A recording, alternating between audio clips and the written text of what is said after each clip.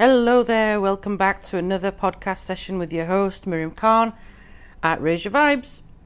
Today's topic is quite an interesting one, controversial one some might say, but it's a very, very crucial one that we should discuss, and it's a topic I have covered before last year with Black Lives Matter, and unfortunately it's coming up again recently in the press. If some of you have been watching, I had to personally have a couple of days to introspect, look back, reflect, not do the podcast necessarily from a place of anger or humiliation or upset, because quite clearly the events that have occurred in football have really triggered myself and others as well.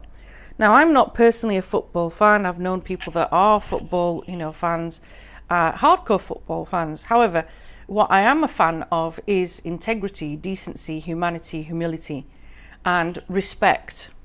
And I'm also someone that adores and, respects other cultures and other traditions, and I will do my utmost to learn about those places. Hence, I go traveling internationally, and I live in different countries due to that.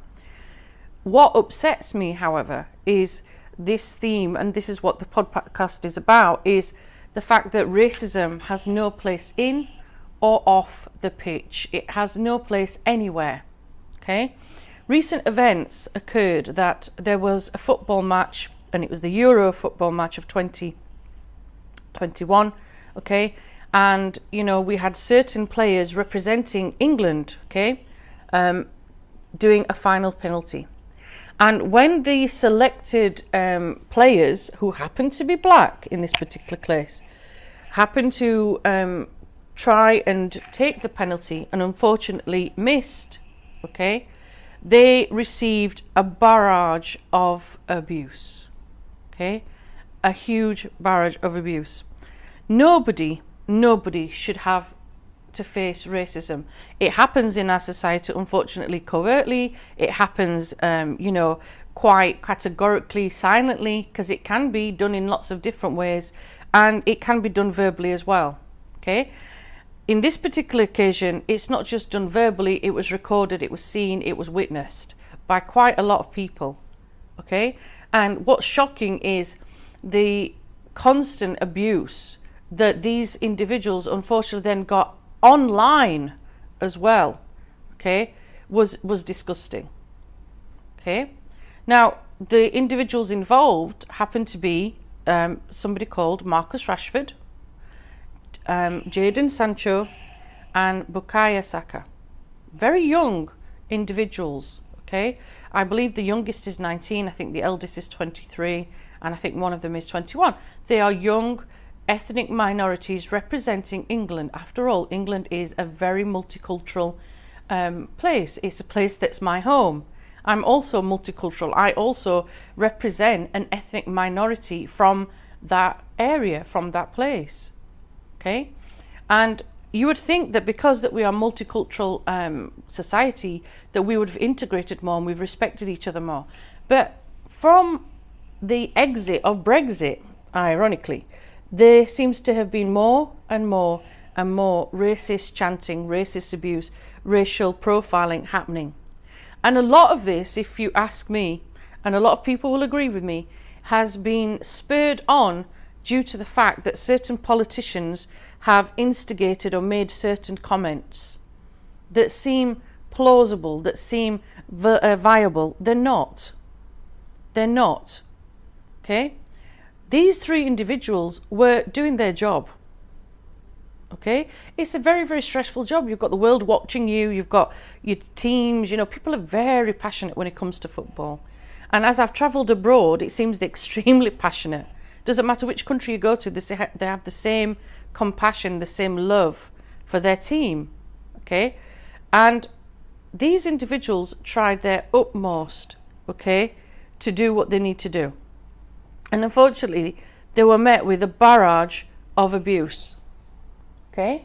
A barrage of abuse. Now, one individual that I have been actually admiring for a long time, is somebody that is called Rashford. Okay? Now, Marcus Rashford is 23, and he is someone that I have been really watching, not as a footballer, but as a human being. Okay, last year when in the UK we had quite a lot of issues with COVID, okay, and we had a lot of people, you know, doing various things where our own politicians, you know, are not allowing people to have their free school meals.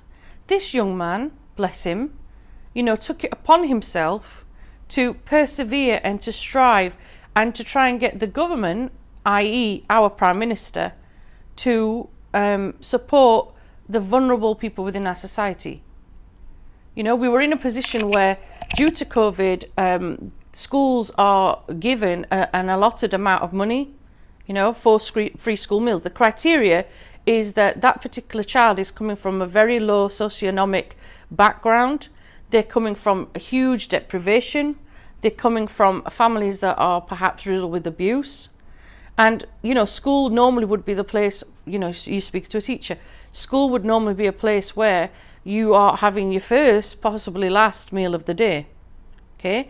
And funds are allocated for that. Now, during COVID, those funds were not given to those children. You know, eventually, after quite a lot of battle, that this young man, very, very revolutionary man, young man, and I am, you know, if you're listening to this, Marcus Rashford, I just want to give you a hand clap, you know. That isn't enough, you know, it isn't enough, because what you're doing is a massive, massive thing, you know. And he did a lot of charity work, which I believe raised about 20 million to support, you know, those 3 million children that needed those meals, the most vulnerable within that society. You know, he's been someone that has been also with his mother, you know, because they know they haven't forgot their roots. With his mother, they've been campaigning, doing charity work. They're not doing it for the camera. They're doing it because it's the right thing to do. Okay, it's the right thing to do. One of the quotes from him in a newspaper article, which I believe is from the BBC, okay, so I'm going to quote the BBC, and I'm quoting him. You know, he's quoted as saying, "It's written from the heart, and it's about how my life was at the moment. The letter is open up and let anybody understand the impact on families and to know I've done the right thing. What families are going through now, I've once had to go through that, and it's very difficult to find a way out. It's very important to me to help people who are struggling, whether the outcome changes or doesn't change." That's why he wrote it. Now, he went above and beyond, you know, helping his community, helping the people. Okay, he managed to make a huge turnaround for society. Okay, and also when he's had, and the others as well, but when he in particular has faced this barrage of abuse, yeah, he has actually been quite calm about it, you know. And what's been beautiful has been the amount of support and applause and the amount of praise that has come to this young man who was unfortunately facing this racism from a minority who unfortunately are quite large in this context.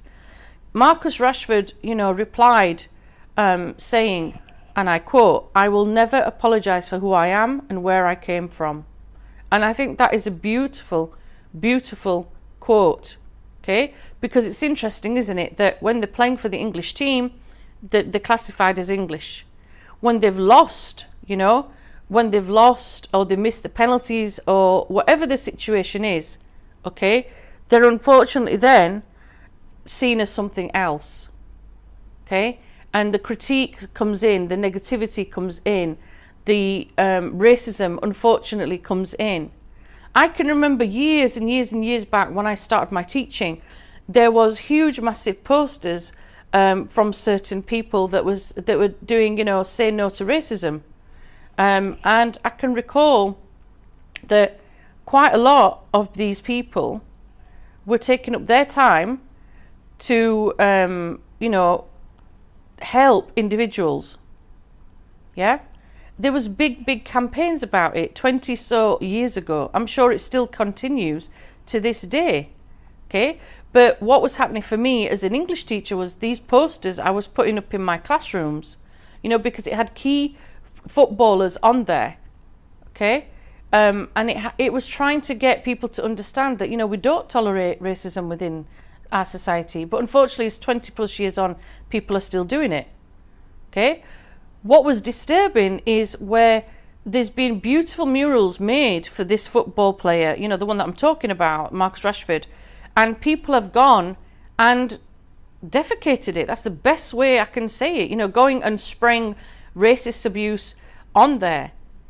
Now, what's beautiful after that is the number of people that have then decided to do something about it. And that to me is so positive, that they've turned up out their own time, gone to the mural and put love hearts over it, put stickers over it, put messages of power, messages of peace, messages of love, you know. And that to me is telling me that not everybody will sit there and tolerate racism. As I said, the theme of this podcast is that racism has no place on or off the football coach. It has no place in our world whatsoever, you know. But there are individuals who unfortunately are doing things to manipulate, to be racist, to hurt and to vandalize, okay? And, you know, Marcus Rashford has been quoted as saying, "I can take critique of my performance all day long. My penalty was not good enough. It should have gone in, but I will never apologize for who I am and where I came from." Okay? I've felt no prouder moment than wearing those 3 lines on my chest and seeing my family cheer me on in a crowd of tens of thousands. Okay? That's from July the 12th, 2021. And, you know, just so that you know, this is an individual, okay, that also has an MBE, okay? So this is what I'm saying to you, and I'm not, not focusing on the other footballers. They're not as important. I'm not saying that. They are equally as important. But Marcus Rashford in particular has gone above and beyond, you know, helping at such a young age. He's such a positive role model, especially for our youth. When I have been teaching children from ethnic minority backgrounds, you know, and especially from the Caribbean, from the Jamaican culture, from the Asian culture, the amount of youth that, especially boys, that end up in crime, that end up on the streets, you know, he's made something of himself. Why are we knocking him down? Because of the colour of his skin. You know, one of the beautiful things that was happening in one of the inner city schools that I worked in was, you know, we had footballers from different training clubs coming in, different coaches coming in on a morning regularly and training some of our young delinquent, I'm going to say delinquent, but I don't mean it in a negative way, boys and some girls. There was one particular guy that was coming from Manchester United club every day, and he was travelling from Manchester as well. So he wasn't just living in Leeds, which is where I was teaching. I was teaching in an area called Seacroft, and he was coming in every day. And these kids would come to school for their free school meal. We were the only school that did free school meals, okay? As in breakfast, all right? We had a breakfast club. Other places, they charge you. We had a budget set aside to make sure that our children were fed. These boys were coming in, and some girls were coming in especially for that breakfast, and then we would get them on that pitch, okay? And this is at 7:30 in the morning, by the way, okay? Lessons would start at 8:30. 1, we were getting them to get exercise. 2, we were keeping them off the street, off the drugs, off the social economic problems. The amount of things that we had, you know, and they were so lucky. We saw some youths that had potential. They were put in programs, you know, and if it wasn't for services like that, other individuals perhaps as talented as Marcus Rashford probably wouldn't get a chance in, probably wouldn't even get a look in, okay? So it's important to know the background of where these people have come from, right? And as I said, racism has no place in or out of football. I know myself, you know, having gone through places where a football match has occurred, you know, You'll see the police on the horses, you know, ready to kettle, because that kettling was a law that came in a couple of years back, and that's something I've already talked about previously, you know. But you have individuals trying very, very hard to belittle and to humiliate these football players who are only doing, you know, their job. Okay, their job is to play football. That's what they're there for. And, you know, they're not there to be humiliated. They're not there to be ridiculed. They're not there to be racially abused repeatedly. This is not a 1-2 situation. This is a repeated offensive situation. And what's more disgusting is what people in power are doing or choosing not to do about it. You know, some people are passing on their sympathy, and some people are claiming, oh, they're appalled. But really, what you're doing about it? You know, what are you actually doing about it? It's okay to say, oh, you know, I'm sorry that you've had this particular scenario, but we need to see people actually pulling their finger out, so to speak, and doing something positive about it. You know, people are trying very, very hard to stop racism. Okay, to stop racism. The number of people on social media that are doing, for example, a badge, an icon, I've done it myself. And I've said, you are one of my 3 lions. The 3 of you, the 3 individuals that we've been talking about at the beginning of this podcast, you are representing England for sure. England is a multicultural society. You are English as I am. It doesn't matter what people say. Your ethnic roots, way, way, way back in different generations, yes, they come from other places. But so do a majority of people. You know, remember, England was invaded by the Vikings and the Anglo-Saxons and various other interactions, you know, if you look at the history books. So people need to remember that. People really do need to remember that. And they need to stop hiding behind, you know, their shirts and their, you know, well-established jobs or whatever the scenario is. They need to be for real. You know, they need to be in a scenario where they're understanding that this is not acceptable. It will never be acceptable. People need to be held accountable. And in a lot of ways, there are. There are laws in UK, but even if I swear at you, if I say a word, that is verbal abuse. Okay? Racism is not tolerated, but unfortunately we're seeing a lot more of it, and it is disgusting, as I said. The one beautiful thing, as I said, that's come out of it is people are supporting these individuals. People are looking at the positivity of all the love and care that these individuals have done. And like I said, they've targeted someone in particular who has done so much for our community. So much that even our own, you know, Prime Minister didn't do it. And he had to be challenged. He had to be, you know, pushed into a corner and made to look at his actions. Why are we not supporting our ethnic minority individuals? Why are we not helping the most vulnerable within our society? And why are these racists targeting someone like that? Targeting someone that is beyond by any means on a huge pedestal of, you know, equality, of a role model, of a male role model, of someone that has strived to make his life better and the people around him better. He has gone above and beyond, as have the other players that I mentioned as well. Why are we focusing on these issues of negativity? Why are these hooligans not focusing on the fact that he has done so much for people like you? People need to change their mindset. People need to change their focus. They need to look at people for who they are. Racism has no place on or off the football pitch. We need to stand in solidarity. We need to stand together. We need to stand united.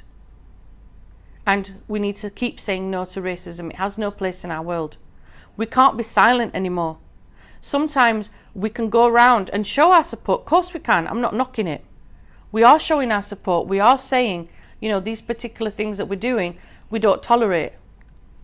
But don't just tolerate it for football sense. Tolerate it full stop. If you're in your community and you see a silent action of racism, a verbal action, a behaviour aspect, there are so many dimensions. Speak up. Speak up, help that person. Help them. Okay? We had similar scenarios last year to the Black Lives Matter, which has not gone away. And a lot of individuals going, oh, it's all lives matter. Well, no, it's not all lives matter. It's also about Black Lives Matter. It's a specific category, ethnic minority category, that is being targeted, victimized, being killed. You know? Here in football, you're seeing similar patterns of behaviour that unfortunately have been videoed, recorded, passed around. And like I said, community is standing up and saying, no, that doesn't roll with me. And I'm proud of those people. I'm proud of their achievements. And I hope that people that are listening, that are, perhaps you were somebody that said a racist chant, a racist phrase, a racist, I hope you are reflecting and seeing the error of your ways. It is never late to apologise. You can change behaviour. We all have behaviour patterns that are not amazing, that are not great, but we can change it. We're in a position to change it. So we need to sort that out. We need to do something about that. And we do that by uniting together, bringing ourselves together, being more compassionate, understanding, working on our errors, putting ourselves correct. Not every racist is going to be changed. Okay? That's something we have to accept. But the fact that a majority of people will stand up and say, no, this ain't happening. No, this is not acceptable. That's what we need. I really hope I don't have to do another podcast on racism, but unfortunately I see that that might happen. Okay? But look around you. Look at what's going on. Okay? Think back to certain individuals. Think back to when we've had, you know, even Martin Luther King. Way back. You know, telling us, even Malcolm X, telling us about racism. It's got no place within our society. You know, we are still dreaming of a place. To quote Martin Luther King, I have a dream that my 4 little children will one day live in a nation where they'll not be judged by the colour of their skin, but by the content of their character. Unquote, Martin Luther King. We are still waiting for that. I'm sure his dream one day will come true, but it means we make that change. We make that change within society. If we've done wrong, we can put it right. We can change our ways. We can change our mode of thinking. We can change our mindset. Anything is possible. Believe me. Thank you for tuning in. I'm sure I'll probably be doing other podcasts and similar topics like this. This is a very, very important one. It's one that we all need to be consciously aware of. And I'm sure that one day, I'm going to see no racism in this world. And hopefully it's a place of peace and of love and prosperity. Give us your thoughts. Let me know what you think about this topic. Thank you for tuning in. God bless. Take care. Bye for now.